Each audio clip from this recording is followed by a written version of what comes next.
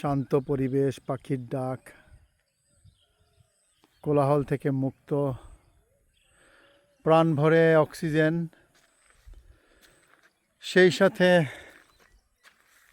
এক অনাবিল প্রশান্তি। এরকম নিস্তব্ধতা আমাদেরকে সব সময়ই কাছে টানে। বিকেলের এই পরন্ত রোদে এরকম একটি দৃশ্য কতই না ভালো লাগছে। ওই যে ঠিক ওখানে চাচা মাছ ধরছে, ওখানে একজন মহিলা, ওদিকে আরও বেশ কিছু এলাকার লোকজন এই যে মনের আনন্দে বড়শি বাঁধছে।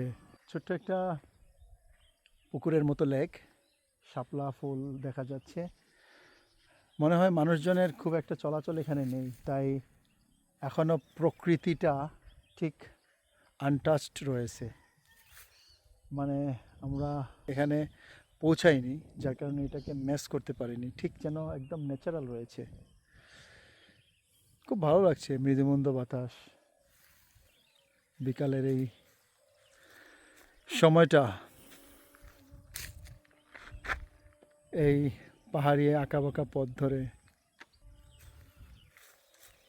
সময়টা এমন একটা সময় যে যখন যা ভালো লাগে ঠিক তখনই সেটাকে উপভোগ করা দরকার। এই সময়টা, এই বিকালবেলার এই পরন্ত রোদে ভালো লাগছে, হয়তোবা সকালবেলা, দুপুরবেলা, রাতের বেলা ভালো লাগতো না। তাই সময় কখনো কারোর জন্য থেমে থাকে না। যদি সময়ের অপেক্ষা করেন তাহলে কখনোই কিছুই করা হবে না। তাই যখন যা লাগে, যখন যা ভালো লাগে করে ফেলুন। ঘুরতে মন চাইলে ঘুরেন, পৃথিবীটা ঘুরে দেখুন, ভালো লাগবে, অনেক নতুন কিছু জানা হবে। দুদিন পরে যখন কোমরের ব্যথায় উঠতে পারবো না, তখন এই স্মৃতিগুলো নিয়ে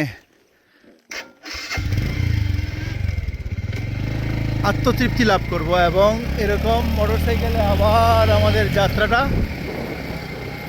শুরু করার মতো হয়তো ক্ষমতা থাকবে না, কিন্তু এটা দেখে আত্মতৃপ্তি পাবো যে একসময় বাধাহীন ছুটে বেরিয়েছি।